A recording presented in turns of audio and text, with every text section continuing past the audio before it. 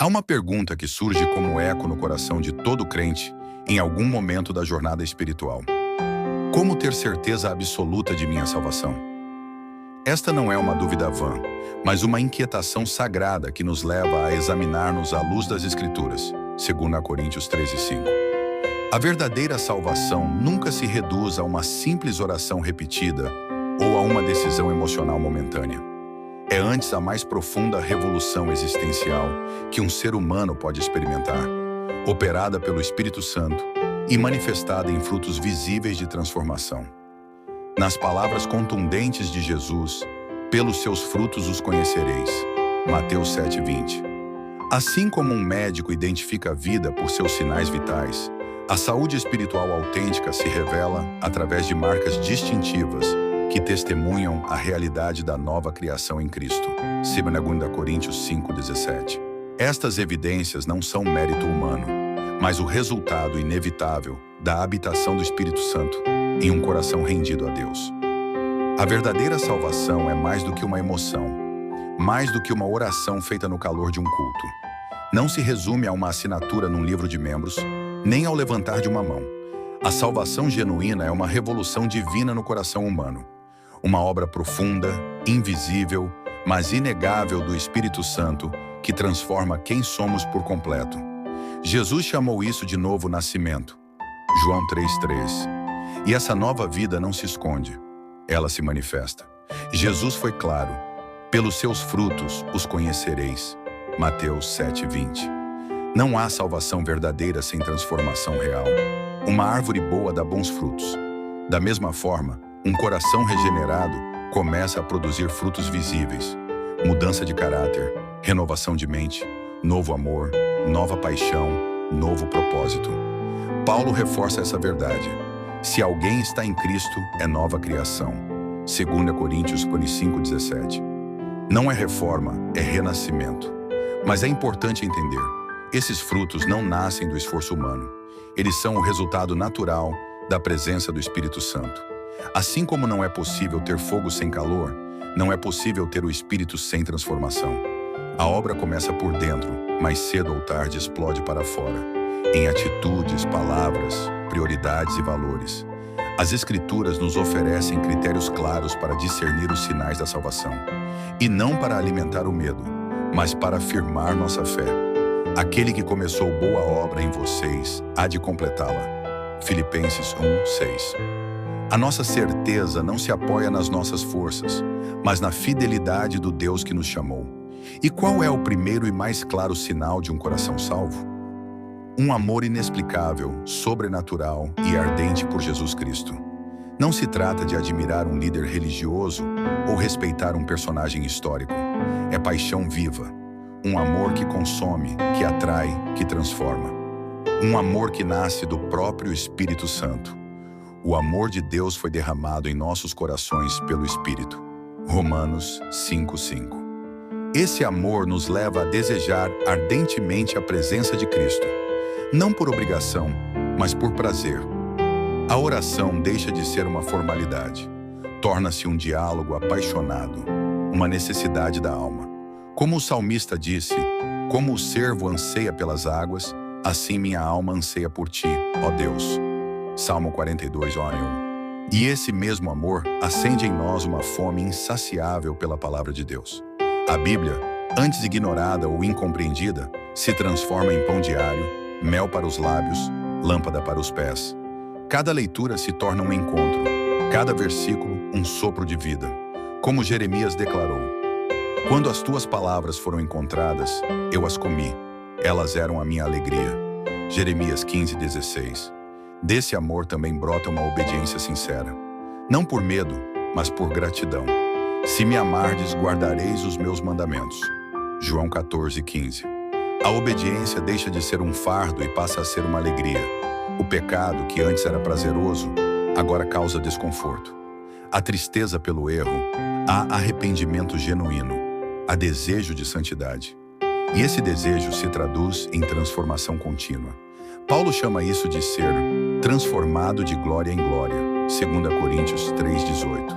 A mudança não é apenas exterior, ela começa na mente, alcança o coração e reconfigura toda a vida. O que antes era prioridade perde importância. O sucesso, o dinheiro, os prazeres do mundo, tudo se torna pequeno diante da grandeza de conhecer a Cristo. Filipenses 3:8.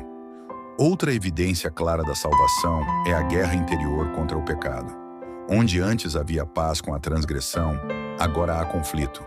A carne luta contra o espírito, Gálatas 5:17, e o salvo sente. Sente quando erra, sente quando entristece o espírito, sente o peso de não estar em comunhão. Isso não é fraqueza, é sinal de vida espiritual. Quem não sente, está morto. Mas quem luta, vive. E é nessa luta que o fruto do Espírito começa a aparecer. Amor, paz, alegria, paciência, bondade, fidelidade, mansidão, domínio próprio. Gálatas 5:22-23. Essas virtudes não são impostas, elas brotam. São marcas da presença do Espírito em uma alma rendida a Deus. Outro sinal precioso é o amor pelos irmãos. Sabemos que passamos da morte para a vida porque amamos os irmãos. 1 João 3:14. Esse amor não é fingido, não é superficial. É profundo, prático, sacrificial. Quem ama a Deus, ama o corpo de Cristo. A igreja deixa de ser uma obrigação e se torna uma família. O salvo deseja estar entre os santos, deseja servir, perdoar, caminhar junto. Não porque é perfeito, mas porque é regenerado. E entre todos esses sinais, há um que brilha com especial beleza: o testemunho interior do Espírito Santo. O próprio Espírito testemunha ao nosso espírito que somos filhos de Deus. Romanos 8:16. Há uma voz suave, constante, profunda, que nos assegura que pertencemos a Deus. Mesmo quando a mente duvida, o Espírito testifica. Mesmo quando tudo falha ao redor, essa certeza permanece. Essa mesma obra do Espírito nos torna sensíveis à voz de Deus. Desenvolvemos discernimento, escutamos a direção do céu. A oração se aprofunda, a palavra ganha vida, a vontade de Deus se torna clara. E com isso nasce em nós um anseio: alcançar os perdidos. A salvação em nós gera compaixão pelos que estão sem Cristo. O coração salvo chora pelas almas e proclama, testemunha, contribui, intercede, porque entende: fomos salvos para ser instrumentos de salvação. Todos esses sinais não são requisitos para conquistar a salvação. Ela é dom gratuito. São evidências da vida eterna que já começou em nós. E mesmo que você ainda veja essas marcas de forma imperfeita, mesmo que sinta fraqueza, insegurança, falhas, se há amor por Cristo, desejo por sua presença, fome por sua palavra, guerra contra o pecado, amor pelos irmãos e compaixão pelos perdidos, então alegre-se, o Espírito Santo está operando em você. Mas se ao ler tudo isso, você se sente distante, vazio, frio, não se desespere. Clame. Clame ao Deus que começa e completa. Ele é fiel. Ele pode regenerar, restaurar, reacender. Pois é Deus quem efetua em vós tanto o querer quanto o realizar, segundo sua boa vontade. Filipenses 2:13. A verdadeira segurança da salvação não está em nós.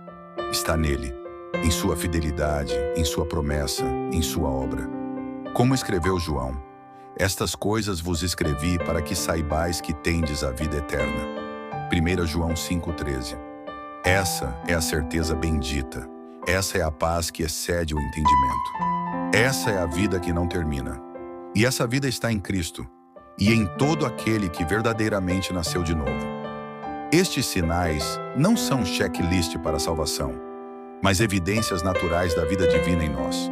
Se você os reconhece em sua jornada, mesmo que de forma inicial, regozije-se. São provas da obra graciosa do Espírito Santo. Se parecem distantes, clame ao Deus que começa e completa a boa obra. Filipenses 1:6. A verdadeira segurança da salvação repousa não em nossos sentimentos vacilantes, mas na fidelidade daquele que nos chamou. Como escreveu João: estas coisas vos escrevi a vós, os que credes no nome do Filho de Deus, para que saibais que tendes a vida eterna. 1 João 5:13. Esta é a bendita certeza que o Espírito Santo sela em cada coração que verdadeiramente nasceu de novo. Se por outro lado, esses sinais estão ausentes, não se desespere. Clame a Deus, arrependa-se e creia no Evangelho. O mesmo Espírito que convence do pecado é poderoso para transformar sua vida. A salvação é obra de Deus do início ao fim, e onde Ele começa, Ele completa. Acrescente e organize para um